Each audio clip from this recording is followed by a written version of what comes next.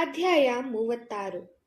ಶ್ರೀ ಗುರು ಚರಿತ್ರೆಯನ್ನು ಸಿದ್ಧಯೋಗೇಶ್ವರರು ನಾಮಧಾರಕನಿಗೆ ಹೇಳುವುದನ್ನು ಮುಂದುವರೆಸಿದರು. ಶ್ರೀ ಗುರುಗಳು ಗಾಣಗಾಪುರದಲ್ಲಿ ನೆಲೆಸಿ ಭಕ್ತರನ್ನು ಉದ್ಧರಿಸಿ ಅನೇಕ ಪವಾಡಗಳನ್ನು ತೋರಿ ಅವರ ಮಹಿಮೆಯ ಪ್ರಸಿದ್ಧತೆಯನ್ನು ಸುತ್ತಮುತ್ತಲೆಲ್ಲ ಹರಡಿದ್ದರು. ಹೀಗಿರುವಲ್ಲಿ ಗಾಣಗಾಪುರದಲ್ಲಿ ವೇದಜ್ಞನಾದ ಬ್ರಾಹ್ಮಣನೊಬ್ಬನು ಇದ್ದನು. ಆತನು ನಿತ್ಯವೂ ಭಿಕ್ಷೆ ಎತ್ತಿ ತಂದಿದ್ದನ್ನು ತಿಂದು ಅಷ್ಟರಿಂದಲೇ ತೃಪ್ತನಾಗುತ್ತಿದ್ದನು. ಆದರೆ ಆತನ ಹೆಂಡತಿಗೆ ಇಷ್ಟರಿಂದ ತೃಪ್ತಿಯಾಗುತ್ತಿರಲಿಲ್ಲ. ಆಕೆ ಗಂಡನೆದುರು ವಾದಿಸಿ ವಿಫಲಳಾದಳು. ಶ್ರೀಮಂತನಾದ ಗೃಹಸ್ಥನೋರ್ವನು ಒಮ್ಮೆ ಅಲ್ಲಿಗೆ ಬಂದಿದ್ದನು. ಆ ಶ್ರೀಮಂತನು ಅಂದು ಬ್ರಾಹ್ಮಣ ಭೋಜನವನ್ನು ಏರ್ಪಡಿಸಿದ್ದನು. ವೇದಜ್ಞ ಬ್ರಾಹ್ಮಣನು ಎಂದೂ ಪಾರಾನ್ನ ಭೋಜನಕ್ಕೆ ಹೋದವನೇ ಅಲ್ಲ. ಹೀಗಾಗಿ ಶ್ರೀಮಂತನು ಏರ್ಪಡಿಸಿದ್ದ ಬ್ರಾಹ್ಮಣ ಭೋಜನಕ್ಕೆ ಹೋಗಲು ಒಪ್ಪದಿರಲು ಆತನ ಪತ್ನಿಗೆ ಅತ್ಯಂತ ಕೋಪ ಉಂಟಾಯಿತು.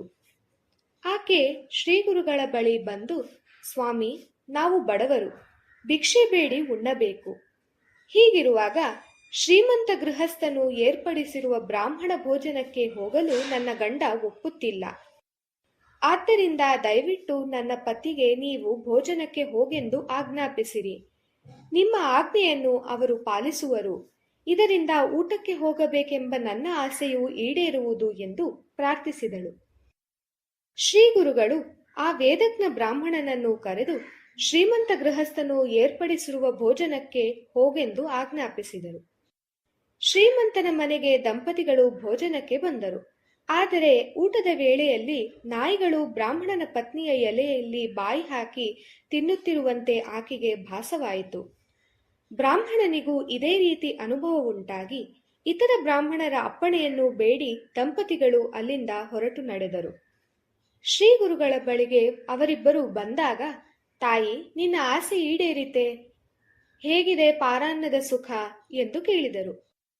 ಬ್ರಾಹ್ಮಣನ ಪತ್ನಿಗೆ ಪಶ್ಚಾತ್ತಾಪವಾಗಿ, ಅನಗತ್ಯವಾಗಿ ನನ್ನ ಪತಿಯನ್ನು ಪಾರಾನ್ನ ಭೋಜನಕ್ಕಾಗಿ ಬಲಾತ್ಕಾರಿಸಿದೆನಲ್ಲ ಎಂದು ದುಃಖಿಸಿದಳು. ಗುರುಗಳು, ಸುಗ್ರಾಸ ಭೋಜನಕ್ಕೆ ಆಸೆ ಪಡುತ್ತಿದ್ದ ಪತ್ನಿಯ ಆಸೆಯನ್ನು ಪೂರೈಸಿದೆ, ಇದರಲ್ಲಿ ನಿನ್ನದೇನೂ ದೋಷವಿಲ್ಲ ಎಂದರು.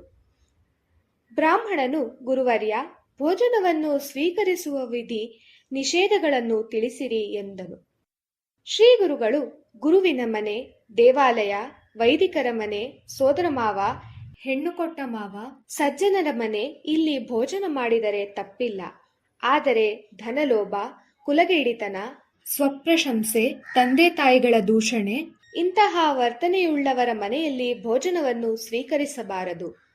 ಸ್ನಾನ ಮಾಡದೆ ಊಟ ಮಾಡುವಲ್ಲಿ ಎಂದಿಗೂ ಊಟ ಮಾಡಬಾರದು ಎಂಬ ಪರಾಶರ ಸ್ಮೃತಿಯ ವಾಕ್ಯವನ್ನು ಹೇಳಿದರು. ಪ್ರತಿಯೊಬ್ಬರು ಬ್ರಾಹ್ಮಿ ಮುಹೂರ್ತದಲ್ಲಿ ಎದ್ದು ಗುರುಗಳು, ತ್ರಿಮೂರ್ತಿಗಳು, ಭಕ್ತರು, ನವಗ್ರಹಗಳು, ಸಪ್ತಋಷಿಗಳು ಇವರನ್ನು ಸ್ಮರಿಸಬೇಕು. ಇದಾದ ನಂತರ ಶೌಚಕರ್ಮಗಳನ್ನು ಮುಗಿಸಿ ಕೈಕಾಲು ಮುಖಗಳನ್ನು ತೊಳೆದು ಸ್ನಾನ ಮಾಡಬೇಕು. ಅಭ್ಯಂಜನ ಸ್ನಾನ ಮಾಡುವಾಗ ಕೆಲವು ನಿಯಮಗಳನ್ನು ಪಾಲಿಸಬೇಕು. ಭಾನುವಾರ ಹಾಗೂ ಮಂಗಳವಾರದಂದು ಅಭ್ಯಂಜನ ಸ್ನಾನ ಮಾಡಿದರೆ ಆರೋಗ್ಯ ಹಾನಿಯುಂಟಾಗುತ್ತದೆ. ಸೋಮ, ಗುರು, ಶುಕ್ರವಾರಗಳಂದು ಅಭ್ಯಂಜನ ಮಾಡಿದರೆ ದ್ರವ್ಯನಾಶ ಹಾಗೂ ಪುತ್ರನಾಶಗಳು ಉಂಟಾಗುತ್ತದೆ. ಬುಧವಾರ ಲಕ್ಷ್ಮೀ ಪ್ರಾಪ್ತಿ, ಶನಿವಾರ ಐಶ್ವರ್ಯ ಲಾಭಗಳು ಅಭ್ಯಂಜನದಿಂದ ಲಭ್ಯವಾಗುತ್ತದೆ. ಸ್ನಾನವಾಗಲಿ ಅಭ್ಯಂಜನವಾಗಲಿ ಪೂರ್ವಾಭಿಮುಖವಾಗಿಯೇ ಕುಳಿತು ಮಾಡಬೇಕು. ಗೃಹಸ್ಥರಾದವರು ಒಂದೇ ವಸ್ತ್ರವನ್ನಾಗಲಿ, ಕೆಂಪು ವಸ್ತ್ರವನ್ನಾಗಲಿ, ಹರಿದ ವಸ್ತ್ರವನ್ನಾಗಲಿ ಧರಿಸಬಾರದು.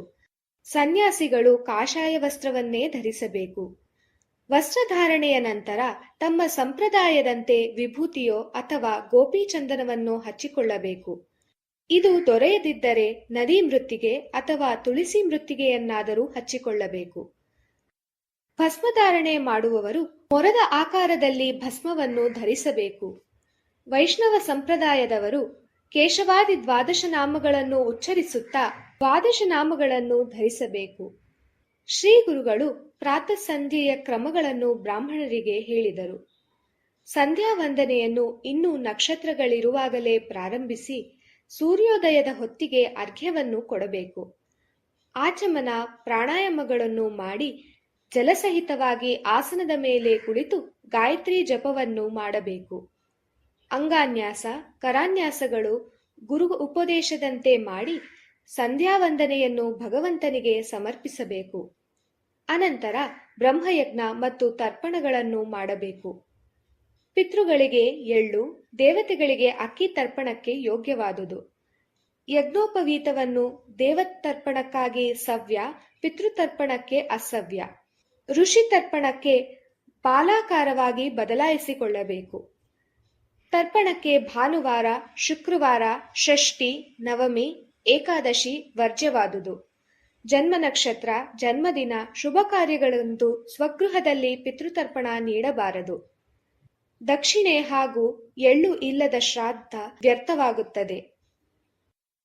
ಯಜ್ಞೋಪವೀತವನ್ನು ಸವ್ಯವಾಗಿ ಧರಿಸಿ ಯಮಧರ್ಮನ 13 ನಾಮಗಳನ್ನು ಉಚ್ಚರಿಸಿ ಪ್ರತ್ಯೇಕವಾಗಿ ಒಂದೊಂದು ನಾಮಕ್ಕೆ 3 ತರ್ಪಣ ನೀಡಬೇಕು. ಯಮನ 13 ಹೆಸರುಗಳಿವೆ. ಯಮ, ಧರ್ಮರಾಜ, ಮೃತ್ಯು, ಅಂತಕ, ವೈವಸ್ವತ, ಕಾಲ, ಸರ್ವಭೂತ ಕ್ಷಯಕರ, ಔದುಂಬರ, ನಿರಯ, ಪರಮೇಷ್ಠಿ, ವಕ್ರೋದರ, ಚಿತ್ರ ಮತ್ತು ಚಿತ್ರಗುಪ್ತ. ಭೀಷ್ಮಾಷ್ಟಮಿಯ ದಿನ ಭೀಷ್ಮನಿಗೆ ತರ್ಪಣ ಕೊಡಬೇಕು.